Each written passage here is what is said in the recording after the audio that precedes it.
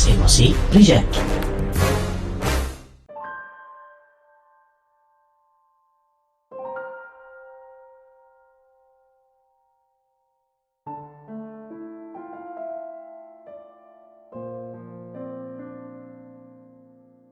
Pak Rahmat bilang bahwa di mana banyak sekolah yang melarang anak muridnya menggunakan gadget, sementara di sekolahnya Pak Rahmat justru malah menganjurkan anak pakai gadget dan difasilitasi. Ya, Pak Rahmat, saya termasuk yang setuju dengan itu. Bahkan sekolah-sekolah yang saya tahu, baik di Jakarta, di Solo maupun di Surabaya, di Jogja juga, termasuk sekolah yang tempat saya mengajar di Jakarta itu juga aktif menggunakan gadget.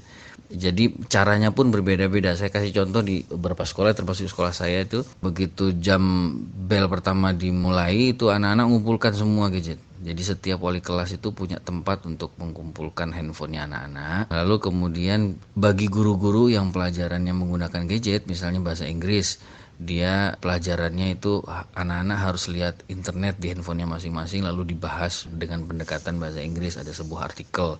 Atau anak-anak diminta untuk membuka YouTube dengan channel yang sudah ditentukan oleh guru, lalu dari YouTube itu lalu dibahas. Jadi aktif. Saya sendiri juga termasuk guru yang aktif menggunakan handphone di jam pelajaran. Dengan begitu maka gadget bermanfaat bagi anak-anak. Itu untuk dipakai di pelajaran sekolah. Sementara di sekolah sendiri ada 3 guru yang memang ditugasi oleh kepala sekolah untuk mengawasi lalu lintas media sosial anak-anak. Ada 3 guru, yang satu bertugas di Instagram, yang satu bertugas di Line, yang satu lagi itu guru BK. Jadi kita sendiri wali kelas ada di grup-grup anak-anak itu dengan sepengetahuan mereka. Kita ada di grup-grup itu dan secara kontinu kita juga cek lalu lintas medsosnya anak-anak.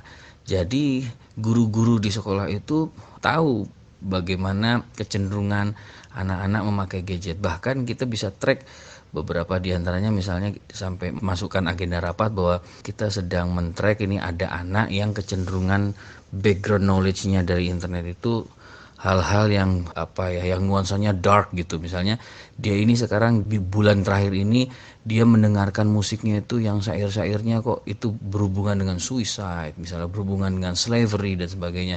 Dan kalau ada diskusi-diskusi, ternyata kesukaan mendengarkan musik dia yang seperti itu muncul dalam diskusi-diskusi dia. Nah, kita track juga dalam lalu lintas anak-anak dalam menggunakan gadgetnya. Jadi sekolah justru bisa memanfaatkan gadget ini untuk berbagai macam hal. Satu, untuk media pembelajaran, apalagi kalau kita pakainya Kurtilas 2013 itu sangat aktif dalam menggunakan gadget. Juga nanti kan kita ada UNBK. Jadi zaman sekarang anak-anak kalau dipisahkan dari gadget saya kira tidak bijak lah. Karena ini memang zamannya dia. Nanti anak-anak jadi orang aneh kalau dia nggak akrab dengan gadget.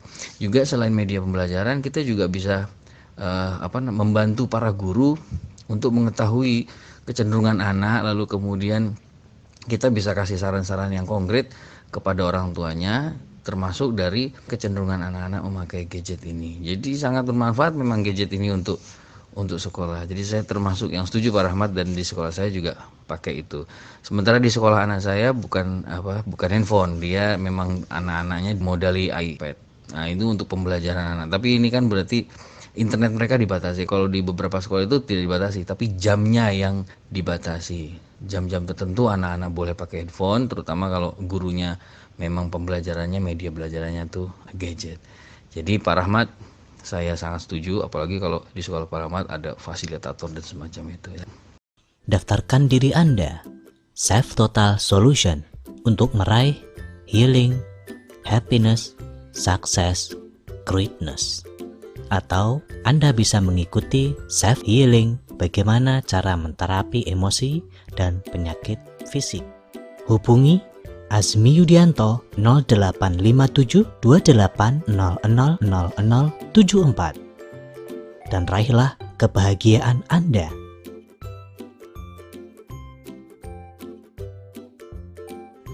Karena Anda berhak bahagia.